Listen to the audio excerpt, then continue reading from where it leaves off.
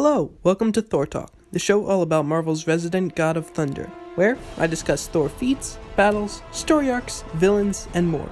Today's episode of Thor Talk is the fourth installment of Worthiness Month. As Unworthy Thor number 5 has been released, I will be going through the complete story of all 5 issues of that miniseries and reveal what made Thor unworthy back in Original Sin 3 years ago. Plus, we look at one of Thor's most powerful abilities. This is Thor Talk. I am Thor the Thunderer, son of Odin, prince of Asgard. I am an Avenger, and this world is under my protection.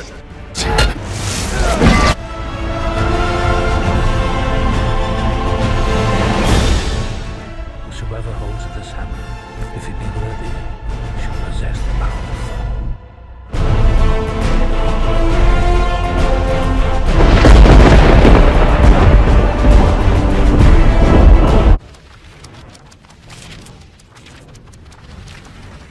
Whosoever holds this hammer, if he be worthy, shall possess the power of Thor. Unworthy Thor is a 5-issue miniseries written by Jason Aaron with art from Olivier Coipel. In 2014, Thor was made unworthy with a mere whisper from Nick Fury. This miniseries reveals what that whisper was. The first issue begins with Thor fighting off legions of enemies. The more he fells, the more join the fight. Eventually, there are too many, and a weakened Thor reaches desperately for a hammer that is just out of reach. The story flashes back to 3 months earlier, where Thor is on the moon, with his flying goat, Tooth Gnasher. In his hand is not Mjolnir, but his axe Jarnbjorn, which he has been using ever since he became unworthy. He has been sent to find the reason that several satellites have disappeared. He investigates to find that the trolls are responsible. He engages the trolls, only to be slammed by Ulik, the king of the trolls. Ulik mocks Thor for not having his hammer. Thor tells him that he may lack hammers, but he doesn't lack goats, as Tooth Gnasher slams into Ulik. Thor continues to fight, but the trolls retreat, and Thor throws his axe at them, but misses. He sends his goat Tooth Gnasher to fetch his axe, and reflects that the very spot he is standing on is where he became unworthy. He is then approached by the Unseen, who sees all. The reason that Nick Fury whispered into Thor's ear to make him unworthy was because it was the only way to stop Thor, as the Odinson was pursuing him for his various misdeeds. Because of all that Nick Fury had done, he was turned into the Unseen. The Unseen tells Thor that there is another hammer. This hammer is from another universe, and it managed to survive the destruction of that universe and get to Thor's universe. He tells Thor that the hammer is on old Asgard, which was abandoned when the Asgardians moved to Earth years ago. Thor goes to Asgard to find it missing, but he also finds his friend Beta Ray Bill. Bill informs Thor that Asgard has been taken, and he begs Thor to use his hammer Stormbreaker. Thor refuses, saying that Stormbreaker is Bill's, and Bill's alone. Thor asks Bill who has taken Asgard, but his question is answered by an attack from several alien drones. Thor and Bill defeat the drones, and see that they were from a transport ship large enough to house a solar system, including Asgard. Inside it, a million-year-old bomb is released, and the explosion knocks out Thor. Thor has a nightmare of hammers crushing him and him being taunted by his old enemy, Gorr the God Butcher. Gorr was an alien who had come to believe that all gods of all pantheons were selfish creatures who were a plague to all who were mortal. So, when he came into possession of a powerful weapon, Gorr went on a rampage across the universe, butchering entire pantheons of gods. Thor stopped him with the help of his future and past selves in the God Bomb storyline. Thor awakes from his dream to find that the Collector has kidnapped him and stolen Asgard. The Collector tells Thor that he is not interested in Asgard, but in what has landed on it, a hammer. Anytime someone tries to lift it, they are killed or at least horribly injured. The Collector stole the entire realm of Asgard because he could not lift the hammer off of it, so he asks Thor how to lift it. The Collector brings out an alien boy, the last of his kind, and tells Thor that he will kill the boy if he does not tell him the secret to lifting the hammer. Thor tries desperately to tell him that one must be worthy to lift it, and there is no working around the enchantment, but the Collector does not believe him. As the Collector counts down to when he is going to shoot the boy, the hammer comes alive and attacks the Collector's minions. Thor feels the hammer call out to him and feels its past. It was the hammer of Thor from the Ultimate Universe. This Thor died in battle, as the universe he was on was destroyed, but the hammer survived. Thor is about to reach out for the hammer, but before he can, he is knocked unconscious by the Collector's weapon. Meanwhile, a mysterious hooded figure bargains with Thanos. Months later, Thor attempts another escape, but he is stopped again. He is put in every chain the Collector owns, and put in a cell next to a hellhound that Loki adopted years ago and named Thori. Thor breaks out again, but this time he is greeted by Beta Ray Bill, who was also captured and just now escaped. Bill talks to them, finally claiming this new mysterious hammer, but after hearing this, Thor attacks Bill. Meanwhile, the hooded figure from earlier arrives on the Collector's vessel, and she is accompanied by Black Swan and Proxima Midnight, the minions of Thanos. Thor continues to attack Bill, as the months of desperately trying to escape have caused him to revert to Warrior's Madness. Warrior's Madness multiplies Thor's power by 10, but he is unable to tell friend from foe. The fight is accidentally broken up by the servants of Thanos. They leave though, as they were seeking the new hammer, but accidentally found Bill's hammer instead.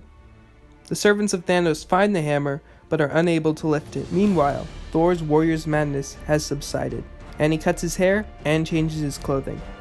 Bill arrives with Tooth Gnasher and Thori, who insisted on coming along, and he offers Thor Stormbreaker once again.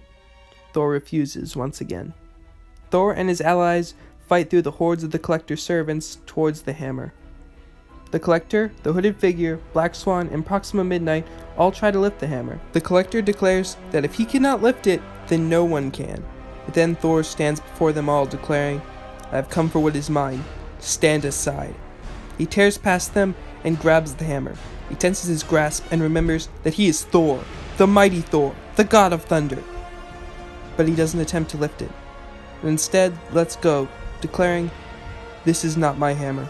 The hooded figure, Proxima Midnight, and Black Swan confront him to take the hammer, but Thor declares that it is not his hammer, but it is the hammer of a Thor, and it is not going with them. Without Mjolnir, the new hammer, or an axe, Thor hits the ground with lightning so hard that it causes the servants of Thanos to be launched off of Asgard and into an unknown part of space. Thori frees all the creatures that the Collector owned, and Thor knocks the Collector off of Asgard. Thor then uses the hammer without lifting it to transport Asgard back to its original location. Meanwhile, the servants of Thanos must return empty-handed, as Thor transported Asgard away before they could reach it. Thanos says that getting the hammer was meant to prove the worth of the hooded figure. The hooded figure then kills Proxima Midnight and Black Swan to prove her worth. The hooded figure is revealed to be Hela, the goddess of death, who has had her kingdom taken from her. She reveals that if Thanos helps her retake her kingdom, then she will give him what he wants most: death. Meanwhile, on Asgard, Bill asks Thor if he's even going to try to lift the hammer, but Thor tells him it's not his to lift. Bill asks whose it is. Thor says he doesn't know, but whoever it is, the hammer will call to them. Bill then asks if he could have lifted the hammer if he even tried. Thor responds by saying that no god is worthy. Thor then tells Bill what the whisper was that made him unworthy all those years ago. Gorr was right. Gorr was right that gods are vain, vengeful creatures that mortals would be better off without. All gods are unworthy. Bill tells Thor that even if all gods are unworthy, Thor is no mere god. He is Thor, and he always fights to prove Gorr wrong. Days later, a mysterious figure approaches the Ultimate Hammer and says that it is time for the War Thor as he lifts the hammer off of the ground. But that is a story for another day. Okay, there's a lot to break down here, but let's start with the basics. Why did Thor cut his hair? There's absolutely no reason given by Aaron, but if we look far back to Thor number 434, we can have some answers. Thor has just been banished in this issue, and Eric Masterson has just replaced him. When Sif finds this out, she cuts her hair short and changes her clothes to match the sword maidens of northern climes. Baldur sees this and guesses correctly that based on her new appearance, she is about to embark on a sacred sword quest. So cutting one's hair short could be an Asgardian tradition for embarking on a sacred sword quest. Sif's quest was to find Thor, Thor's quest was to retrieve the hammer. It could also be a sign of mourning, as when Sif cut her hair, she was mourning Thor's banishment. However, the true reason is much simpler. It was to make Thor look like he does in the upcoming Thor Ragnarok. His appearance is very similar, and concept art for the movie was likely available months or even years before Thor's new comic appearance was designed. Here is a comparison of the two by Accurate.mcu. So, while there could be Asgardian tradition involved in the new look, it is most likely simply there to coincide with the November release of Thor Ragnarok. Now, on to the Whisper. At the beginning of the month, I said that Thor Talk would use this information to find out what makes one worthy. But while that video will still come out by the end of the month, I may have to cut out the Whisper entirely. While we know what made Thor unworthy, we don't know why it made him unworthy. It could be that the hammer is no longer able to be lifted by any gods, but Jane Foster constantly refers to herself as the goddess of thunder, and Mjolnir shows no problems with that. It could be that, as a god, Thor is naturally a selfish individual who does more harm to mortals than good. But this is the complete opposite. Thor constantly risks his life to save mortals again and again, and he demands no reward or worship in return. He actually has requested not to be worshipped, unlike other gods who constantly miss it and occasionally demand it. One fact that is always persistent throughout Jason Aaron's Thor run is that every story serves the purpose of setting up the next story. This is even present in this miniseries, as Hela and Thanos form an alliance, and a mysterious new Thor has lifted the hammer. So I believe we do not have enough information to accurately describe the Whisper, so it will be omitted from the video of what makes one worthy at the end of the month. It is also worth mentioning that in June, the Mighty Thor number 20 comes out, and the cover gives us our first look at the new Thor. But in typical Aaron fashion, he is wearing a mask. So we must wait until Thor holds a hammer in his hands once again. I can't move! What's going on? You were foolish to take on the essence of Mjolnir, mortal. The hammer's power is not yours to control. It is mine.